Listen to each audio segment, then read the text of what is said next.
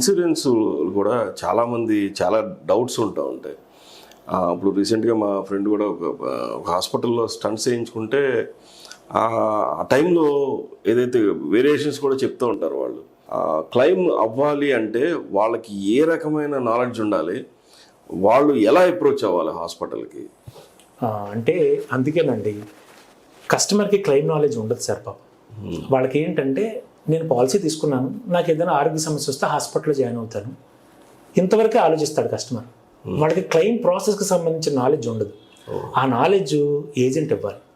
Okay. So agent handle చేసుకుంటే జాగ్రత్తగా ఆ క్లెయిమ్కి సంబంధించిన ఈజీ ప్రాసెస్లో నడిచిపోతుంది.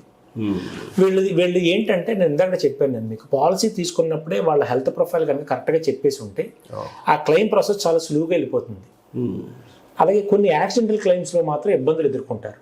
ఏదైనా డ్రంక్ అండ్ డ్రైవ్లో వెళ్ళినప్పుడు వాళ్ళకి తెలియకపోవచ్చు డ్రంక్ అండ్ డ్రైవ్ చేస్తే క్లెయిమ్స్ వస్తుందో రాదని. కానీ డ్రంక్ అండ్ డ్రైవ్లో ఏదైనా క్లెయిమ్ అయితే రాదు. అది హెల్త్ క్లెయిమ్ అయినా కావచ్చు, లైఫ్ క్లెయిమ్ అయినా కావచ్చు.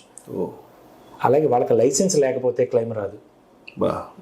సో ఇవి జాగ్రత్తలు తీసుకోవాలి మినిమం ఇదే. Okay okay. ఇంకొక విషయం ఏంటంటే కొద్దిగా ఆ గ్రామీణ ప్రాంతాల్లో కావచ్చు, అదే కొంత బిలో పవర్టీ లైన్ ఉన్న వాళ్ళందరికీ జనరల్గా గవర్నమెంట్ ఆరోగ్యశ్రీ అనే ఒక స్కీము అలాట్మెంట్స్ చేస్తుంది. ఆరోగ్యశ్రీ ఉండగా నేను ఇన్సూరెన్స్ ఎందుకు కట్టాలని కొంతమంది తండవాదం చేస్తూ ఉంటారు. వాళ్ళకి ఏం చెప్తారు? అంటే పూర్తిగా బిలో పవర్టీ లైన్లో ఉండి వాళ్ళకి రోజు గడవడమే ఇబ్బంది అయితే అవుతుంది అంటే కనుక వాళ్ళు ఇన్సూరెన్స్ తీసుకోలేరు, రీచ్ అవ్వలేరు. సో వాళ్ళకి ఆరోగ్యశ్రీ ఉంది అలాగే. ఓకే. కానీ కొంత నేను డబ్బులు ఎఫర్ట్ చేయగలను ఇన్సూరెన్స్కి, అయినా సరే నేను ఆరోగ్యశ్రీ మీద ఆధారపడతాను అన్న వాళ్ళకి నేను ఒక చిన్న విషయం చెప్తాను. మనం సినిమాకి వెళ్తామండి, 3 గంటలు ఎంజాయ్ చేయడానికి సినిమాకి వెళ్తాం. ఏ టికెట్ తీసుకుంటాం? సాధారణంగా బాల్కనీ తీసుకుంటాం. నేల టికెట్ ఎందుకు తీసుకోం? అది అంత 3 hours ఇబ్బంది పడి చూడాలి కదా.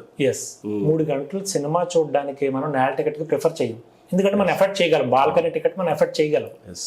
సో 3 గంటలు చాలా మనం బిందాస్గా కూర్చుని ఎంజాయ్ చేస్తూ సినిమాని చూడడానికే బాల్కనీ టికెట్ కొనుక్కుంటున్నప్పుడు ఇది జీవితానికి ఆరోగ్యానికి సంబంధించిన విషయం కదండి. సో ఇక్కడ ఆరోగ్యశ్రీ మీద ఆధారపడితే ఏమవుతుందంటే ప్రతి treatment, base treatment, high treatment ఉంటుందండి.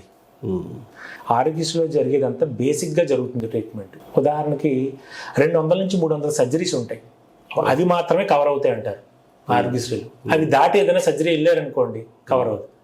చెయ్యి విరిగింది, చెయ్యి 2 జాయింట్లు డిస్లొకేషన్ జరిగితేనే ఆరోగ్యశ్రీ వర్తిస్తుంది.